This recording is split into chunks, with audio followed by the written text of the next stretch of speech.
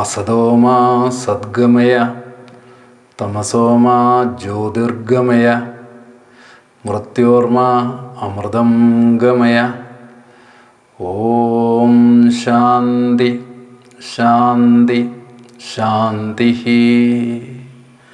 സദാശിവസമാരംഭാം ശങ്കരാചാര്യമധ്യമാം അസ്മദാചാര്യപര്യന്താം വന്ദേ ഗുരുപരമ്പരാം. രാമായ രാമഭദ്രായ രാമചന്ദ്രായ വേദസേ രഘുനാഥായ നാഥായ സീതായ പതയേ നമഃ. കൂജന്തം രാമ രാമേതി മധുരം മധുരാക്ഷരം ആരുഹ്യ കവിതാശാഖാം വന്ദേ വാത്മീകികോകിലം. എല്ലാ സജ്ജനങ്ങൾക്കും രാമായണ വിചാരത്തിലേക്ക് സ്വാഗതം. യുദ്ധം പറഞ്ഞ് യുദ്ധത്തിനൊരുമ്പെട്ട് ബദ്ധമോദം പുറപ്പെട്ടിതു രാവണൻ. മൂലബലാദികൾ സങ്കരത്തിനു തൽക്കാലേ പുറപ്പെട്ടു വന്നിതു ഭൂതലേ. ലങ്കാധിപന്നു സഹായമായി വേഗേന സംഖ്യയില്ലാതെ ചതുരംഗസേനയും 10 പടനായകന്മാരുമൊന്നിച്ച് 10 കഴുത്തനെ കൂപ്പിപ്പുറപ്പെട്ടാർ. വാരിധി പോലെ പരന്നു വരുന്നത് മാരുതി മുമ്പാം കവികൾ കണ്ടെത്രയും ഭീതി മുഴുത്ത് വാങ്ങിയിടുന്നത് കണ്ട് നീതിമാനാകിയ രാമനും ചൊല്ലിനാൽ, വാനരവീരരെ, നിങ്ങൾ ഇവരോട് മാനം നടിച്ചു ചെന്നേൽക്കരുതാരുമേ. ഞാനിവരോട് പോർ ചെയ്തൊടുക്കിയിടുവൻ ആനന്ദമുൾക്കൊണ്ടു കണ്ടുകൊള്ളുകേവരും. കഴിഞ്ഞ ദിവസത്തെ രാമായണ വിചാരത്തിൽ നാം കണ്ടത് ഇന്ദ്രജിത്തിൻ്റെ മരണത്തിൽ ദുഃഖിതനായ രാവണൻ ഒടുവിൽ പ്രതികാര വാഞ്ഛയോടുകൂടി തന്നെ യുദ്ധകളത്തിലേക്ക് വീണ്ടും ഇറങ്ങി വരുന്നതാണ്. ഏതു വിധേനയും ശ്രീരാമചന്ദ്രനെയും ലക്ഷ്മണകുമാരനെയും വകം വരുത്തും എന്ന ഇച്ഛാശക്തിയോടുകൂടി വരുന്ന രാവണനെയാണ് നാം കാണുന്നത്. പക്ഷേ അങ്ങനെ ഇറങ്ങി വരുമ്പോഴും രാവണനിൽ ഉറച്ച വിശ്വാസം ഉണ്ടായിരുന്നു. താൻ വൈകുണ്ഠപ്രാപ്തിക്ക് ഒരുങ്ങുകയാണ് എന്ന് തന്നെ. യുദ്ധകളത്തിലേക്ക് കടന്നു വന്ന രാവണനെ കണ്ട് വാനര സൈന്യം ഭയം പൂണ്ടു നിന്നു. അപ്പോൾ ശ്രീരാമചന്ദ്രൻ അവരോടായി പറഞ്ഞു, നിങ്ങളാരും ഈ യുദ്ധരംഗത്തേക്ക് എടുത്ത് ചാടേണ്ടതില്ല. രാവണനെ നേരിടുന്ന കാര്യം താൻ തന്നെ ഏറ്റുകൊള്ളാം, അക്കാര്യത്തിൽ സംശയം ഏതുമേ ഇല്ല എന്ന് ശ്രീരാമചന്ദ്രൻ ഈ വാനര സൈന്യത്തോടായി പറഞ്ഞു. അപ്രകാരം സർവ സൈന്യത്തോടുകൂടി വരുന്ന രാവണനെ ശ്രീരാമൻ ഏകനായി തന്നെ വില്ലുകുലച്ച് നേരിടാൻ ഒരുങ്ങുകയാണ് ചെയ്യുന്നത്. നമുക്കിവിടെ കവി വർണ്ണിക്കുന്നത് യുദ്ധത്തിന് എത്തിച്ചേരുന്ന ഓരോ രാക്ഷസനും ഓരോ രാമൻ എന്നുള്ള പോലെയാണ് യുദ്ധം നടക്കുന്നത്. ഓരോ രാക്ഷസർക്കും തോന്നുകയാണ്, ഇതാ എനിക്ക് മുൻപിൽ ഒരു രാമൻ ആയുധധാരിയായി നിൽക്കുന്നു എന്ന്. എല്ലാ രാക്ഷസരും പ്രത്യേകം രാമനെ നേരിടുന്നത് പോലെയാണ് ആ രാമൻ്റെ അസ്ത്രങ്ങളെ അവർക്ക് നേരിടേണ്ടി വന്നത്. അങ്ങനെ യുദ്ധം കൊടുമ്പിരി കൊണ്ടു.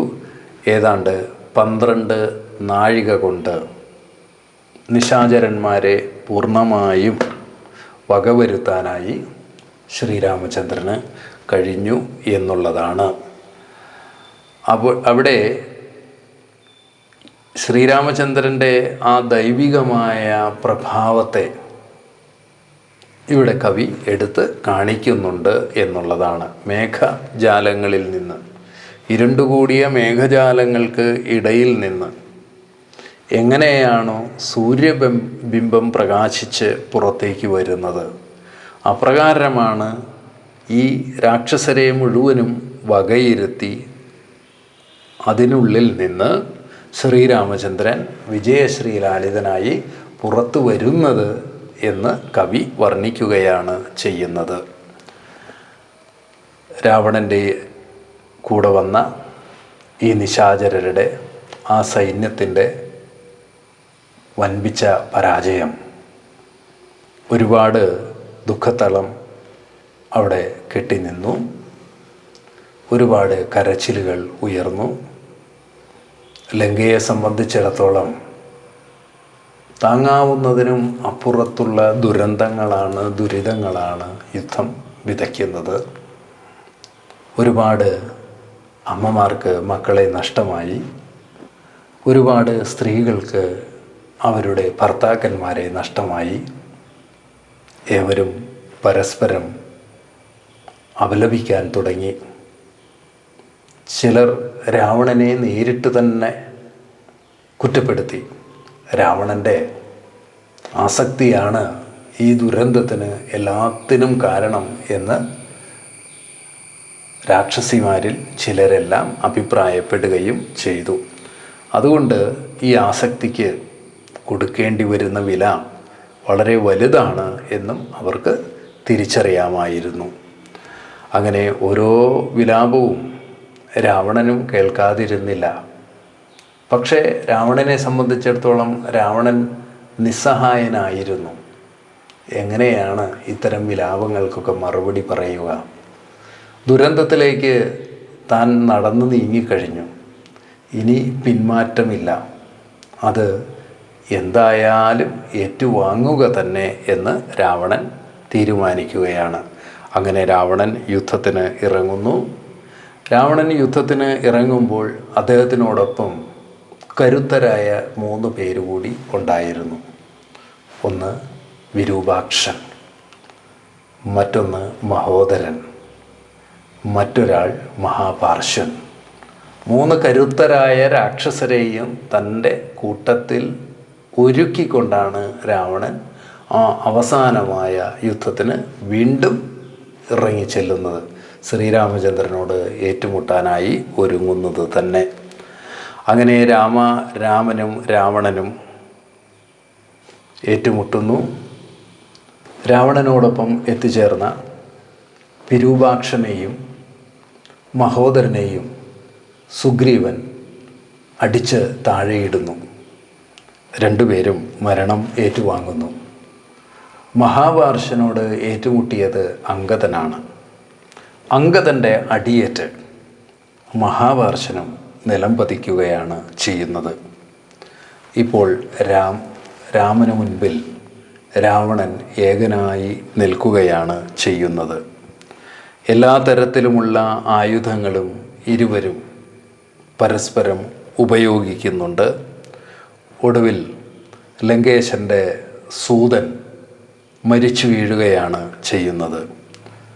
അദ്ദേഹത്തിൻ്റെ കുതിരകളെ, രാവണൻ്റെ കുതിരകളെ വിഭീഷണൻ അടിച്ചു കൊല്ലുന്നു. ഇതിൽ ക്രുദ്ധനായ രാവണൻ ഉടൻ തന്നെ തൻ്റെ തേരിൽ നിന്ന് എടുത്തു ചാടി നേരെ വിഭീഷണനെ സമീപിക്കുന്നു. വിഭീഷണനെ ആക്രമിക്കാൻ ഒരുങ്ങുന്നു. എന്നാൽ ഇത് ഉടൻ തന്നെ ശ്രീരാമനും ലക്ഷ്മണനും ചേർന്ന് രാവണൻ്റെ ആശ്രമത്തെ പരാജയപ്പെടുത്തുകയാണ് ചെയ്യുന്നത്. പക്ഷേ ആശ്രമത്തിനിടയിൽ രാവണൻ ഒരു വേലെടുത്ത് ലക്ഷ്മണന് നേരെ പ്രയോഗിക്കുകയും ആ വേൽ ചെന്ന് ലക്ഷ്മണൻ്റെ മാറിൽ തറയ്ക്കുകയും ലക്ഷ്മണൻ നിബദിക്കുകയും ചെയ്യുന്നു. മോഹാലസ്യപ്പെട്ടു വീണ ലക്ഷ്മണനെ കണ്ട് ശ്രീരാമൻ അത്യന്തം ദുഃഖിതനായി തീരുകയാണ്. ഒരു വേള ശ്രീരാമൻ്റെ ആ യുദ്ധസന്നദ്ധത പോലും നഷ്ടമായി തീരുന്നു. തൻ്റെ അനുജൻ്റെ ശിരസ്സെടുത്ത് മടിയിൽ വച്ച് വിലപിക്കുന്ന ശ്രീരാമചന്ദ്രനെ നമുക്കിവിടെ കാണാം. അപ്പോൾ വാനര സൈന്യത്തിലെ വൈദ്യനായ സുഷേണൻ പറഞ്ഞു, വിശല്യകരണി കൊണ്ടുവരിക. ഏത് മുറിവും ഉണക്കി നമുക്ക് വ്യക്തിയെ ജീവിതത്തിലേക്ക് തിരിച്ചു കൊണ്ടുവരാൻ കഴിയും. അതുകൊണ്ട് എത്രയും വേഗം വിശല്യകരണി കൊണ്ടുവരിക എന്ന ദൗത്യം ഏറ്റെടുക്കുന്നതിന് ഹനുമാനെ നിയോഗിക്കുന്നു. ഹനുമാൻ ഉടൻ തന്നെ ചെന്ന് വിശല്യകരണിയുമായി എത്തുകയും ആ വിശല്യകരണി പ്രയോഗത്തിലൂടെ ലക്ഷ്മണനെ ജീവിതത്തിലേക്ക് തിരിച്ചു കൊണ്ടുവരികയും ചെയ്യുന്നത് നമുക്ക് കണ്ടെത്താൻ കഴിയുന്നു എന്നുള്ളതാണ്. ഈ സമയത്താണ് ദേവേന്ദ്രൻ തേരുമായി അങ്ങോട്ടെത്തുന്നത്. ദേവേന്ദ്രൻ തൻ്റെ സൂതനായ മാതലിയെ തന്നെ ശ്രീരാമന് സൂതനായി ഏൽപ്പിച്ചു കൊടുക്കുന്നു. അങ്ങനെ ദേവേന്ദ്രൻ്റെ സൂതൻ നയിക്കുന്ന തേരിൽ ശ്രീരാമചന്ദ്രൻ രാവണനോട് ഏറ്റുമുട്ടാൻ ഒരുങ്ങുന്നു. ഈ പോരാട്ടം വീണ്ടും തുടരുമ്പോഴാണ് അഗസ്ത്യമുനി അവിടെ എത്തിച്ചേരുന്നതും ഏറെ പ്രസിദ്ധമായ ആദിത്യഹൃദയ മന്ത്രം ശ്രീരാമന് ഉപദേശിച്ചു കൊടുക്കുന്നതും. താപത്രയാഗ്നികളെ ശമിപ്പിക്കുന്ന ഒന്നാണ് ആദിത്യഹൃദയ മന്ത്രം. അതുകൊണ്ട് ആ മന്ത്രം കേൾക്കുകയോ ജപിക്കുകയോ ചെയ്യുമ്പോൾ വ്യക്തിയിൽ എല്ലാ തരത്തിലുള്ള വിഷാദങ്ങളും ദുഃഖങ്ങളും താപത്രയങ്ങളുമെല്ലാം അകന്ന് ഊർജ്ജസ്വലമായി തന്നെ കർമ്മരംഗത്ത് ജീവിത രംഗത്ത് വിജയിക്കാൻ ആകും എന്നുകൂടി അഗസ്ത്യൻ ശ്രീരാമചന്ദ്രനെ ഓർമ്മിപ്പിക്കുകയും ആ മന്ത്രത്തിൻ്റെ സിദ്ധിയിൽ ആ മന്ത്രത്തിൻ്റെ ഫലപ്രാപ്തിയിൽ ശ്രീരാമചന്ദ്രൻ യുദ്ധത്തിൽ മുന്നോട്ട് പോവുകയും ചെയ്യുകയാണ്. ഇവിടെ കവി ആ രാമനും രാവണനും രാമരാഘവ യുദ്ധത്തെ ഉപമിക്കുന്നത് ആകാശം ആകാശത്തോട് നടത്തുന്ന യുദ്ധം, സമുദ്രം സമുദ്രത്തോട് നടത്തുന്ന യുദ്ധം, ഇത്തരത്തിലുള്ള യുദ്ധങ്ങൾക്കൊന്നും തന്നെ അത് രാമരാഘവ യുദ്ധത്തിനോട് സമാനമാവുകയില്ല എന്നാണ് കവി പറയുന്നത്. അതായത് രാമരാഘവ യുദ്ധത്തിൻ്റെ അതിൻ്റെ വ്യാപ്തി, ആ വലിപ്പത്തെയാണ് ഇവിടെ കവി നമ്മുടെ മുമ്പിൽ അവതരിപ്പിക്കുന്നത്. ഒടുവിൽ ആ യുദ്ധത്തിൽ ശ്രീരാമൻ രാവണൻ്റെ തല അറുത്ത് ഇടുന്നു എന്നുള്ളതാണ്. ഓരോ തലയും ശ്രീരാമൻ രാവണൻ്റെ ഓരോ തലയും ശിരസ്സും അറുത്തിടുമ്പോൾ അത്ഭുതമെന്ന് പറയട്ടെ, അറുത്തിടുന്ന ഓരോ തലയ്ക്ക് പകരവും മറ്റോരോ തല മുളച്ചു വരുന്നത് അവിടെ കണ്ടെത്താൻ കഴിയുന്നു എന്നുള്ളതാണ്. ഇനി എന്താണ് ചെയ്യുക? ഇപ്രകാരമായാൽ ശ്രീരാമന് രാവണവധം സുസാധ്യമല്ല. അറുത്തിടപ്പെടുന്ന ഓരോ ശിരസ്സിന് പകരവും മറ്റോരോ ശിരസ് മുളച്ചു വരുന്നു എങ്കിൽ ഇനി എന്ത് ചെയ്യും? യുദ്ധം തുടങ്ങിയിട്ട് 7 ദിവസം പൂർത്തിയായി കഴിഞ്ഞിരിക്കുന്നു. ഇനി എന്താണ് ചെയ്യേണ്ടത്? അപ്പോൾ സൂതനായ മാതലി പറഞ്ഞു, അഗസ്ത്യ മഹർഷി പണ്ട് നൽകിയ ഒരു പൈത മഹാസ്ത്രം ഉണ്ട്, ബ്രഹ്മാസ്ത്രമുണ്ട്. ആ ബ്രഹ്മാസ്ത്രം എടുത്ത് ഉപയോഗിക്കുകയാണ് എങ്കിൽ തീർച്ചയായും രാവണനെ നിലം പൊത്തിക്കാൻ ആകും എന്ന് മാതലി ശ്രീരാമചന്ദ്രനോട് പറയുന്നു.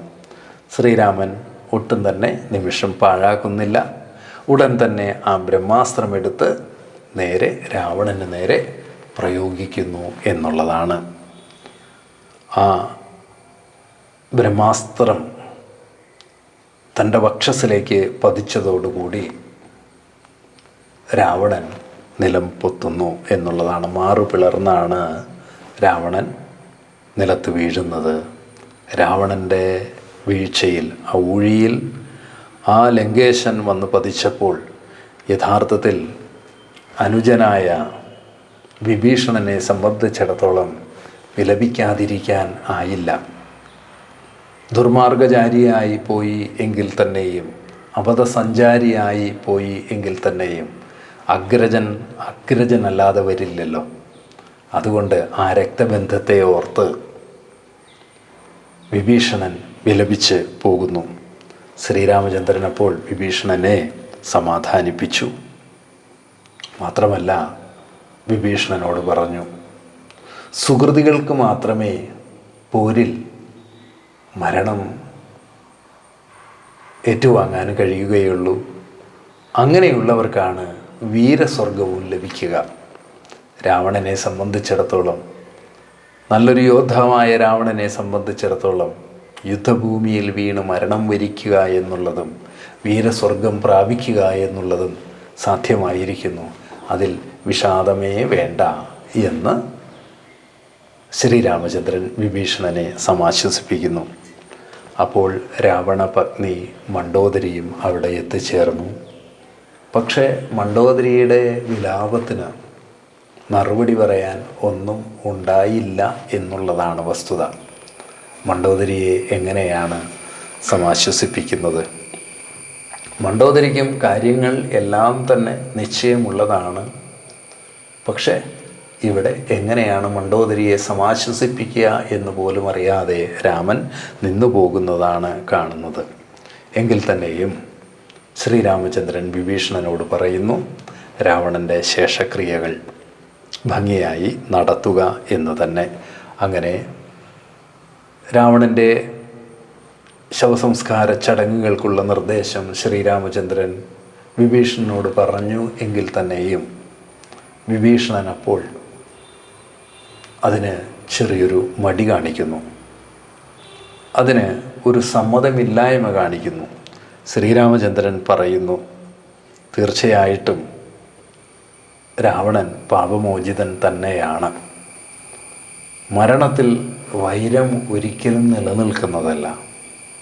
മരണത്തോടുകൂടി ആ മനുഷ്യൻ, ആ രാവണൻ എന്ന രാക്ഷസൻ പാപമോചിതനും ആയി കഴിഞ്ഞിരിക്കുന്നു. അതിനാൽ മടി കൂടാതെ തന്നെ ശേഷക്രിയകൾ ചെയ്യുക എന്ന് പറഞ്ഞു. അതുപ്രകാരം അവിടെ ശ്രീരാമചന്ദ്രൻ്റെ നിർദ്ദേശപ്രകാരം രാവണൻ്റെ ശവസംസ്കാര ചടങ്ങുകൾ നടത്തുകയും, അത് ഏതിന് സമം എന്ന് പോലും കവി പറയുന്നുണ്ട്. ഒരു അഗ്നിഹോത്രിയുടെ ശവസംസ്കാരത്തിന് സമമായി തന്നെയാണ് രാവണൻ്റെ ശവസംസ്കാരവും നടക്കുന്നത് എന്നാണ് കവി പറയുന്നത്. ചെറിയൊരു മോഹത്തിന് പിൻപറ്റി അബദ്ധസഞ്ചാരിയായി തീർന്ന വ്യക്തിയാണ് രാവണൻ. എങ്കിൽ തന്നെയും രാവണനിലെ നന്മകൾ അദ്ദേഹത്തെ ഒരു അഗ്നിഹോത്രിക്ക് സമമാക്കി നിലനിർത്തിയിരുന്നു എന്നും കവി ഇവിടെ പരോക്ഷമായി സൂചിപ്പിക്കുകയാണ് ചെയ്യുന്നത്. ഏവരും ശ്രീരാമനെ പ്രണമിച്ചു. അങ്ങനെ ആ രാവണവധം പൂർത്തിയായതോടുകൂടി മാതലി ശ്രീരാമനെ വണങ്ങി വീണ്ടും ഇന്ദ്രലോകത്തേക്ക് യാത്രയായി പോകുന്നതാണ് നാം കണ്ടെത്തുന്നത്. ഏവർക്കും നമസ്കാരം.